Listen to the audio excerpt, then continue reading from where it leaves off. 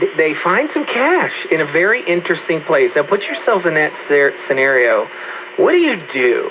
And how much cash would it have to be before you start wondering, should I keep it or should I find the person who it belongs to? This happened to Josh Fair, and Josh is here with us in studio. Josh, how long had you owned this home? Several hours. You own that. You were in the home for several hours. Yes. And was this in the garage? Is that my understanding? Yeah, I had just gotten word from my real estate agent that everything had gone through and it was the final. Everything had been recorded, so I decided to go have a moment at my house. I've experienced the moment. Because it's your first house, right? It is, and I'd actually been sick. I've had pneumonia, and so I was not going to go do any work. I just wanted to go connect with drink my it house. in, right? Yeah. And I found out I had a man cave in the garage. Sweet. So I had some tools, and I was setting them in the drawers and plugging in my little rechargeable thing. And I looked up and saw a little access panel into the attic space above the garage. I noticed there was some carpet there. I thought, oh, maybe it's a hidey hole for my kids. Yeah, fun. Yeah. Nice little place to play hide and seek. Went up there, and there was a box. An ammo box, World War II, I was guessing. You said it was really big, too. Well, the box was big, but it was really heavy. And I, at first, thought it was like holding something together up in the roof. And when I pulled it down and opened it up, I immediately began to freak out. And so I locked it in my truck and called my wife. Well, it's kind of scary. First of all, when you see the box, there could be a body in there. There could be... I've watched Antique Roadshow enough to know You never it could know. be some really cool things in there, right? And Yeah. what was it? It was rolls and rolls and rolls of money. Cash. Rolls of 20s, 100s, 50s, lots of ones. It was heavy because it was half full of silver dollars and quarters. Oh, and things wow. like that. All right. That moment when you see it, give me a flashback. What's going through your mind? Well, I just didn't know how to comprehend it. And at the time, I thought maybe I'd found $1,000, Yeah. which I thought was pretty That'd be cool, yeah. It was pretty great. So I called my wife and was saying, "You're not gonna believe what I found." It was one of those moments where I was like on Antiques Roadshow. Yeah, and I yeah. was the guy with the cool thing, and I told her, I'm like, "Tara, I think there might be 2 or 3 more boxes up there." Oh. So I climbed back up, and there were 8 of them. Oh, my goodness. Yeah, and so I just packed them into my truck because they've been in this garage for years, for decades, and I realized how unsafe that was. So I took them back with me and asked my parents and my wife to sit down and help me count it all. Oh, fun. And we stopped at 11:30, 11:45, and hadn't gotten. We counted 700 ones. And there was still two garbage bags packed full of ones that we didn't even bother counting. And so who do you just call the police, And wait, or what, did you call first- your real estate agent? Grand total? Well, we don't know. I think they're still at the bank counting it all. So we stopped at 40,000. Yeah. Yeah. All right, so So who was the first Is call? there- well, Police or real estate?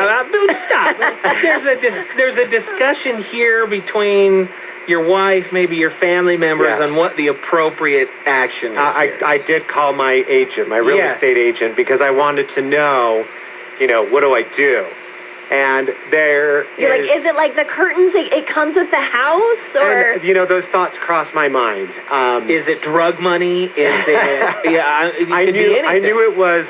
I immediately knew. I've heard stories of World War II era people who didn't trust banks. Yeah. Lived through the Depression and wanted to have it nearby them. And I assume that's what this Did gentleman you tell was this doing. money was old by dates on it? Was it It was pretty all old? from the 70s and 80s. Okay. Maybe some from the 60s. Okay. Nothing older than 88. so your agent said you knew who you bought the home from. Yes, we so did know. And immediately, there's that part of your mind that goes, we 40. could do a lot with this money. Oh, yeah. I have a broken car. And we've been wanting to adopt a child. Mm-hmm. And we have a kitchen that needs to be totally redone and a house that needs a lot of remodeling. But you just can't let those thoughts linger.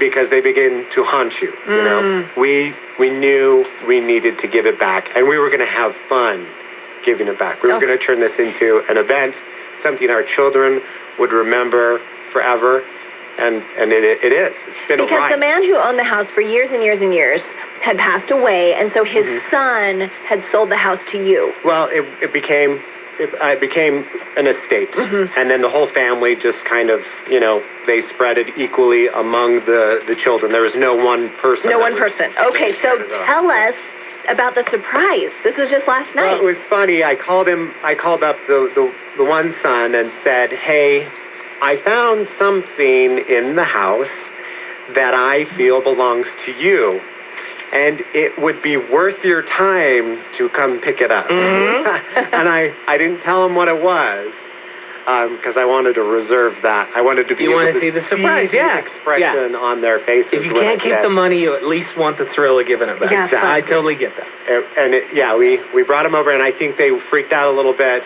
I had spent that night before with 40 grand at the foot of my bed in garbage bags, and I did not sleep well. It was really bothering me to Yeah. have that much cash just, you know, around. So I, upon the recommendation of a colleague of mine, we called Zion's Bank, and they made arrangements to get the money immediately into a vault, where it would be safe, and they wouldn't have to have that same stress that I had had the night before. Right. And so did you meet at the bank or did you meet at your house? We met at the house. Okay. The house where their dad lived, the house where we found the money. We met in the little kitchen. And what was their reaction? Well, I think when you say, we actually brought out just the 50s and the 100s at first. I was going to milk it, right? Yeah. I was going to have fun with it. You're really You were going. Ryan Seacresting it. Yeah. And my kids brought out the two little boxes full of 50s and ones, and then I said, that's not all. And they went and grabbed the garbage bags. My 7-year-old son walks into the kitchen and just flings these bags of money onto the ground with all this drama and gusto, and just bags upon bags of money. And they were just stunned. I think, you know, when I told them at least $40,000, we're ballpark, you know, we didn't count the ones, so we think it's probably around 45. What do you say? Right. You know. But they weren't they were shocked, but they had said their dad was known to hide money under Yeah. drawers and things like that. So. Yeah, they'd found a little stash of money taped to the bottom of a drawer earlier.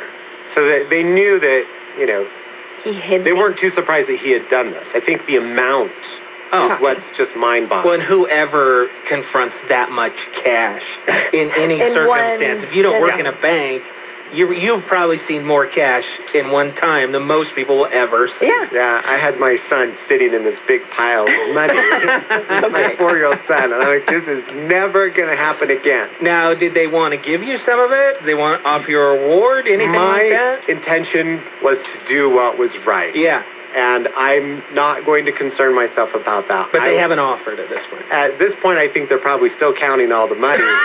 And I'm not concerned about it. I wanted this to be a pure action on our part for my kids to remember we did not do the selfish thing. We didn't ask for anything back. We did what was right. And Well, you absolutely did, and what an incredible example and lesson. What a for great everybody. story. This is Josh Absolutely. Farron. And if you want to see the surprise, there is a video on KSL.com right now. You can go there and watch when they surprised this family with what is about $45,000 they didn't know about. Phenomenal. It is so exciting. Thanks, Josh, for coming in. Appreciate it. telling us that story. That is so fun. And you love when someone does the right thing, and then we can talk about it, and people will just be giving you a slap on the back all day. That'll be fun. Well, this is The Browser, and coming up,